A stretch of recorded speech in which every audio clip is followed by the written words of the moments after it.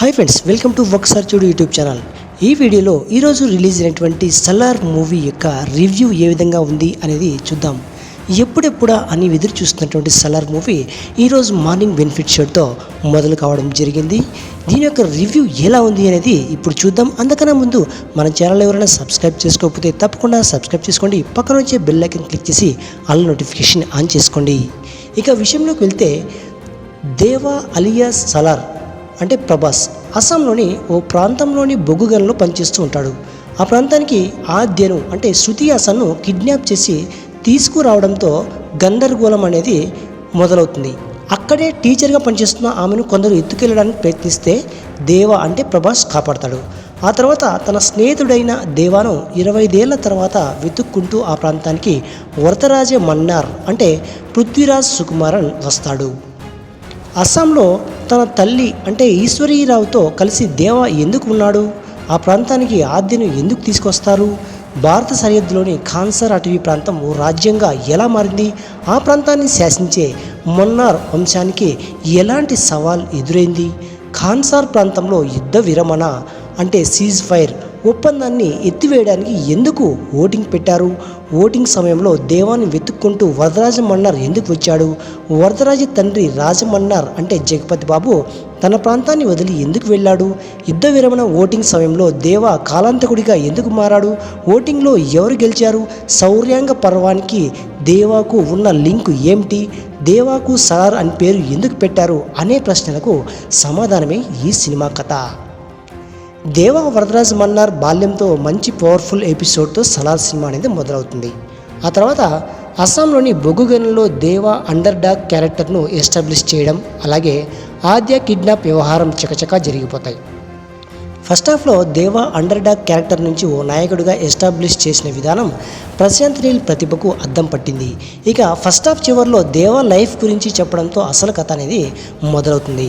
ఇక సెకండ్ హాఫ్లో ఖాన్సార్ అటవీ ప్రాంతం దేశంగా మారడం, దానికి అధినేతగా మారిన రాజమన్నార్ కొంతమంది సామంత దొరలను నియమించడంతో కథ ఇంటెన్స్గా మారుతుంది. అయితే ఓ పని మీద రాజమన్నార్ దేశాన్ని వదిలిపోవడంతో సామంతుల కుట్రలు లాంటివి మొదలవుతాయి. ఖాన్సార్ రాజపీఠం గురించి మొదలైన అంతర్గత కలహాల నేపథ్యంలో వరదరాజ మన్నార్తో కలిసి దేవా రావడంతో స్టోరీ పీక్స్కు వెళ్తుంది.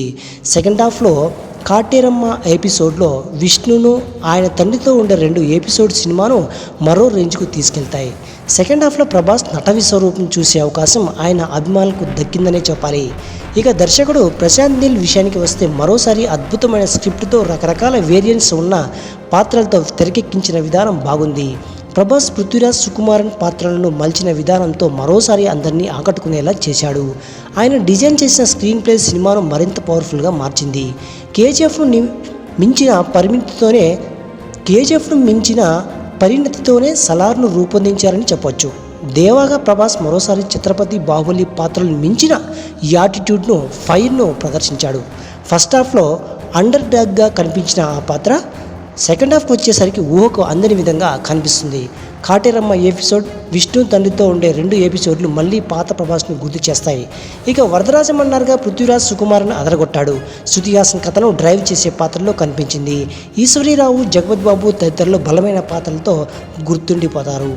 సాంకేతిక విభాగాల పనితీరు విషయానికి వస్తే, భువన్ గౌడ సినిమాటోగ్రఫీ, రవి బస్రూర్ మ్యూజిక్ సినిమాను ఊహించిన విధంగా ఎలివేట్ చేశాయి.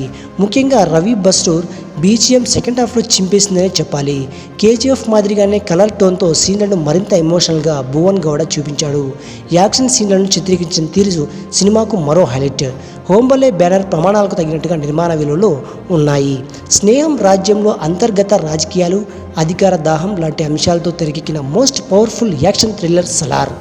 సెకండ్ హాఫ్లో మితిమీరిన హింస సీన్లలో రక్తపు టేరులు పారడం కొంత ఇబ్బందిగా ఉంటుంది.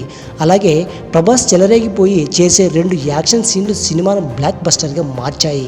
క్లైమాక్స్ సాగదీసి విసుగు తెప్పించేలా చేయడం ఒక మైనస్. కానీ కథలోను, సన్నివేశాల్లోనూ భావోద్వేగాలు అభిమానులకు పండగ వాతావరణం కలిగిస్తాయి అనడంలో ఎలాంటి సందేహము లేదు.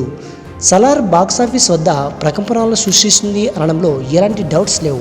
ఈ సినిమాను థియేటర్లోనే చూడాలి. ఫ్యాన్స్కు ఫుల్ మీల్స్, సాధారణ ప్రేక్షకులకైతే పైసా వసూలు. మొత్తానికి బొమ్మ బ్లాక్ బస్టర్.